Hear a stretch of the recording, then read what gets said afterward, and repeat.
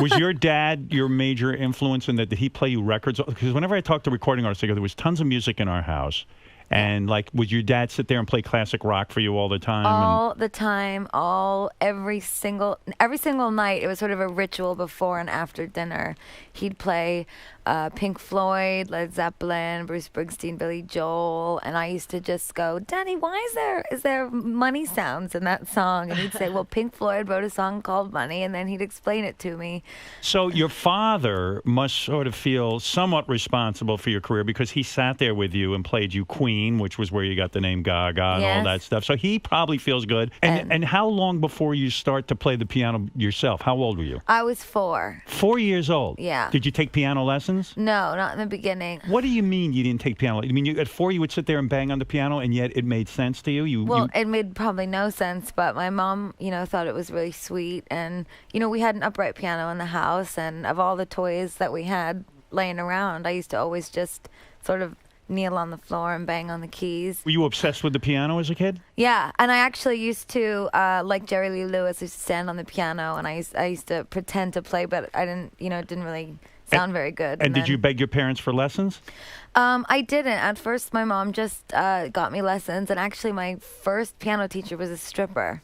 Yeah. She was fabulous. I used to ask her, I used to say, why do you have such long nails? For a piano Because you play teacher. piano, and you tell me that when I play piano, my nails should be very short so I can have the proper position. And she'd say, someday you'll understand why my nails are long. Now do that, Debussy, again. Did you, like when you were 4 years old, did you start writing music right away? Did you have songs in your head? Yeah, actually, I tried to copy Pink Floyd. Right. I wrote a song called Money. That's a ripoff, yeah. Yeah, Right. They should sue me immediately. What was the song? Do you remember it? No, I just notated it on. My mother had bought me Mickey Mouse staff paper. So I notated it, with the real notes, and it was so cute because it was in the key of G. There was an F sharp, and it was really sweet. At 4 years old, what do you think? What is your thought on Money? Was it that money was bad or money No, was? I just was confused as to why a rock and roll band would put the sound of a cash register in a song. That and I was you were intrigued. obsessed with that. I was like, that's not rock and roll, Daddy. Billy Joel would never do that. And then he explained to me that Pink Floyd changed the way that rock and roll was forever. Was it hard for you to decide in your career what type of music you'd play? If you were like kind of raised on like hard rock and roll and Pink Floyd and stuff like that, did you at some point became a pop artist and pop music and like a lot of dance music? Yeah. But was there a time you said, no way I'm going to do that? I'm going to just be one of these rock guys, like, I'm going to be like Pink Floyd, or I'm going to be like Billy Joel. Well, no, because I think that all those influences, they just sort of gave birth to me in a way. And the artist that I've become is just who I was always destined to be. I, moved downtown when I was 19, and there was a huge sort of singer-songwriter, rock, indie scene.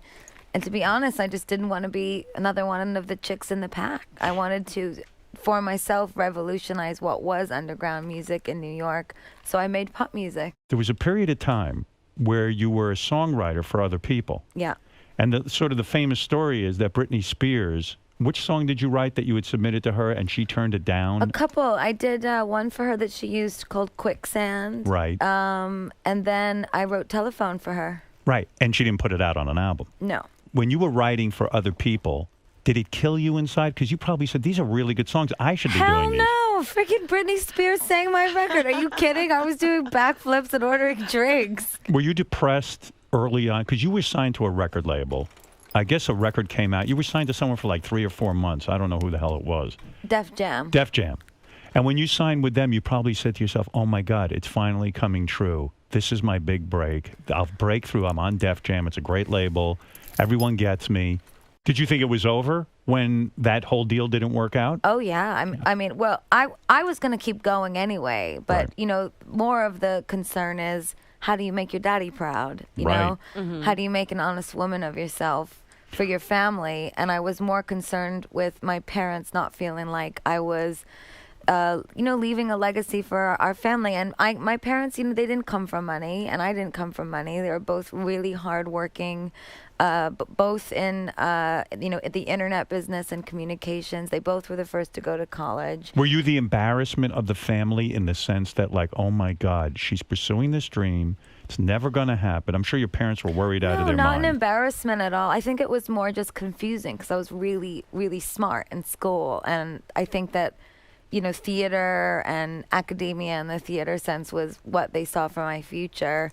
And I just started doing a lot of drugs and moved downtown and started burlesque dancing. That could scare a parent. Absolutely. But if you hadn't made it, it would have been the worst thing in the world because you probably felt such pressure from your parents. Not that they were doing it even. It's just an internal thing you were going through. See, that's the thing, though, is I had already felt like I had made it. Me living in New York in an $1,100 a month apartment, paying my own rent, doing my own shows, dressing how I like, singing how I like, doing my hair how I like, I already felt like I had made it. So I only and always have just wanted to make music and do it my way.